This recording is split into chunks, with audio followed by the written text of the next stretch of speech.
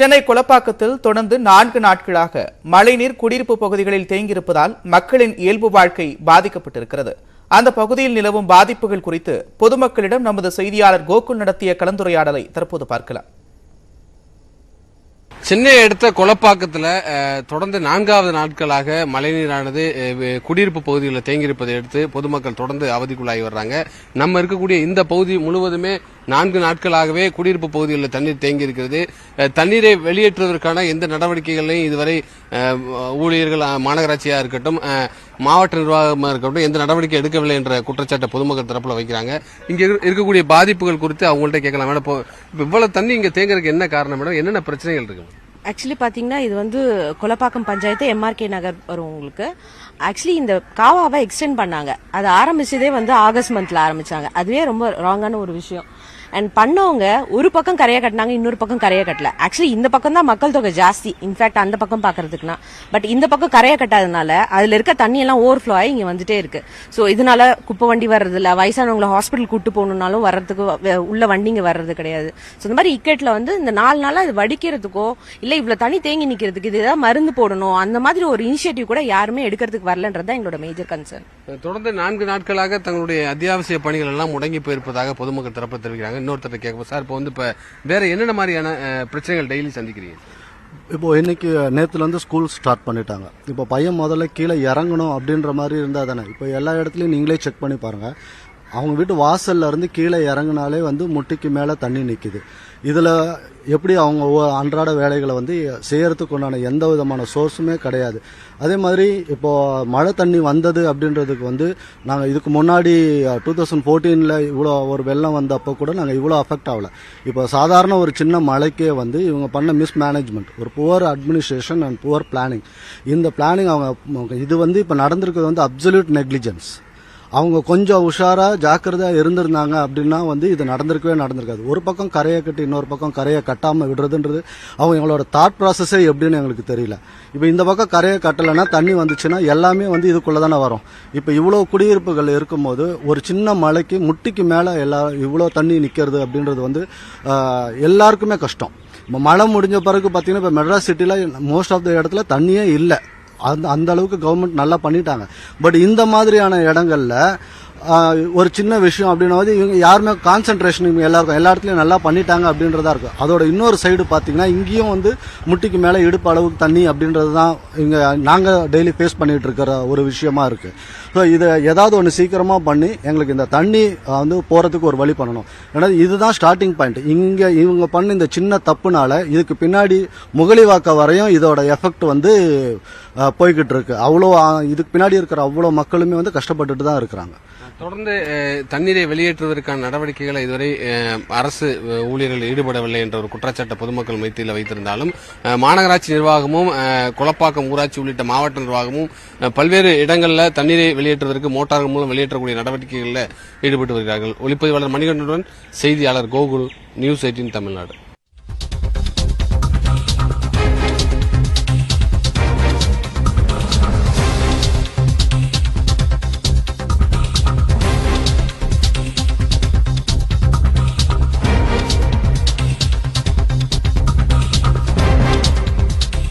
கரூரில் விஷவாயு தாக்கி 3 தொழிலாளர்கள் உயிரிழந்திருக்கிறார்கள். அண்மை செய்தியாக பார்க்கிறோம். கழிவுநீர் தொட்டியில் வேலை செய்து கொண்டிருந்த போது 3 பேர் விஷவாயு தாக்கி உயிரிழந்திருக்கிறார்கள். அண்மை செய்தியாக பார்க்கிறோம். கரூரில் விஷவாயு தாக்கி 3 தொழிலாளர்கள் உயிரிழந்திருக்கிறார்கள். கழிவுநீர் தொட்டியின் கான்கிரீட் மரத்தை பிரிக்க இறங்கிய போது விபத்து ஏற்பட்டிருக்கிறது. அண்மை செய்தியாக பார்க்கிறோம்.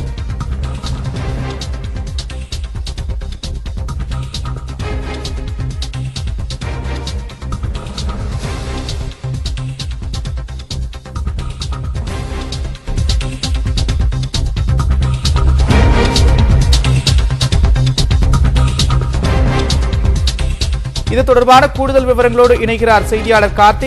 விவரங்கள்.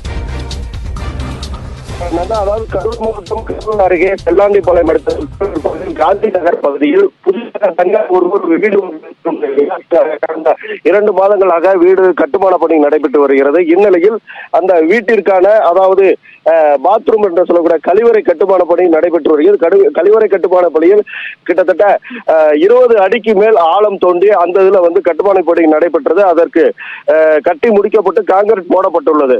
தற்போது 20 நாளுக்கு மேற்கொள்ளாகையால் அந்த கட்டுமான பணியிலிருந்து அந்த அதாவது கான்கிரீட் தளத்தை அந்த மரப்பலகைகளை பிரிக்கும் பணி இன்று நடைபெற்றது. அப்போது தோரணக்கல்பட்டி அருகே, அதாவது தோரணக்கல்பட்டியை சேர்ந்த சிவா என்பவர் முதல் இறங்கியுள்ளார். அந்த குழியில் இருந்து இறங்கி அந்த மரங்களை பிரிக்கும் போது மயக்கம் அடைந்துள்ளார். அதனைத் தொடர்ந்து மோகன்ராஜ் மற்றும் ஜீவா என்ற 3 பேரும் அவரை காப்பாற்றுவதற்காக உள்ளே இறங்கிய போது அவர்களும் மயக்கம் அடைந்துள்ளனர். இந்த சம்பவம் அறிந்து காவல்துறையினர் தகவல் கொடுக்கப்பட்டது. அதன் பிறகு கரூர் தீயணைப்பு துறையினர் சம்பவ இடத்திற்கு சென்று 3 பேரையும் மயக்கம் அடைந்த நிலையில் மீட்கப்பட்டு அரசு மருத்துவக் கல்லூரி மருத்துவமனைக்கு கொண்டு செல்லும் நிலையிலே 3 பேரும் தற்போது பலியாகியுள்ளனர். இந்த 3 பேரும் கழிவறையில், அதாவது கட்டுமான பணியின் போது கழிவறையில் இருந்து அந்த மரப்பலகை பிரிக்கும் போது மயக்கம் அடைந்த விஷவாயு தாக்கி 3 பேர் இறந்த சம்பவம் கரூரில் பரபரப்பை ஏற்படுத்தியுள்ளது. நன்றி கார்த்திகேயன் விவரங்களுக்கு.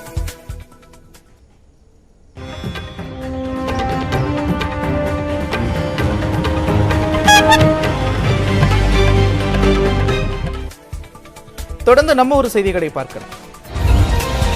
செங்கல்பட்டு மாவட்டம் திருக்கழுக்குன்றம் அருகே பாலாற்றின் குறுக்கே அமைக்கப்பட்ட தற்காலிக பாலம் வெள்ளத்தில் அடித்து செல்லப்பட்டது. இரும்புலச்சேரி, சின்ன எடையாத்தூர், அட்டவட்டம், சாமியார்மடம், சேவூர் கிராமங்களுக்கு போக்குவரத்து துண்டிக்கப்பட்டு 3 கிலோமீட்டருக்கு பதில் 15 கிலோமீட்டர் சுற்றி செல்ல வேண்டிய நிலை ஏற்பட்டிருக்கிறது. 2015ஆம் ஆண்டு பெருவெள்ளத்தின் போது இந்த தரைப்பாலம் சேதமடைந்தது. 7 ஆண்டுகள் ஆகியும் இதுவரை மேம்பாலம் கட்டித்தரவில்லை என பொதுமக்கள் வேதனை தெரிவித்திருக்கின்றனர்.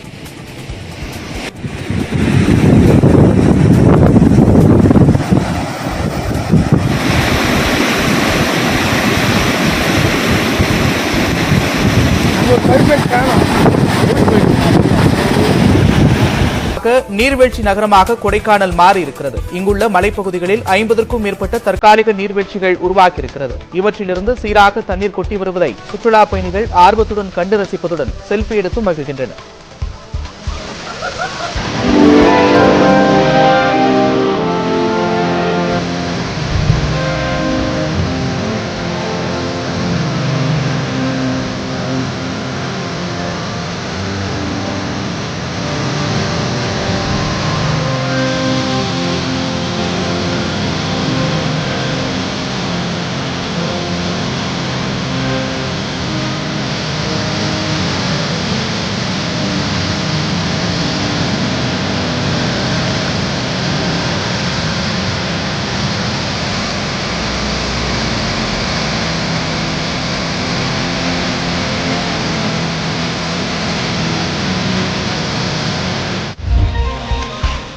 கிருஷ்ணகிரியில் சுங்கச்சாவடி அருகே முகாமிட்டுள்ள 3 யானைகள் தேசிய நெடுஞ்சாலையை கடக்க முயன்றபோது வனத்துறையினர் தடுத்து நிறுத்தினர். நேற்றிரவு வைனப்பள்ளி கிராமத்தில் உள்ள மாந்தோப்பில் முகாமிட்டிருந்த யானைகள் சோமார்பேட்டை, குன்னகர், வெங்கடபுரம் கிராமங்களில் உள்ள குடியிருப்பு பகுதிகளுக்கு சென்றன.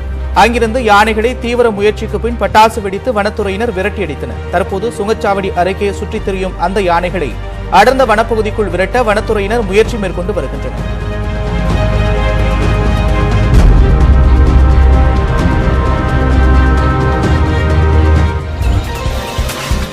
கூடலூரிலிருந்து பந்தலூர் செல்லும் உப்பட்டி சாலையில் சிறுத்தை நடமாடும் காட்சி வெளியாகியிருக்கிறது. இரவு நேரத்தில் வனப்பகுதியிலிருந்து வெளியே வந்த சிறுத்தை ஒன்று சாலையை கடந்து சென்றது. அப்போது அந்த வழியாக வந்த வாகனத்தின் முகப்பு விளக்கு வெளிச்சம் சிறுத்தை மீது பட்டதால் அது மீண்டும் வனப்பகுதிக்குள்ளேயே ஓடி மறைந்தது.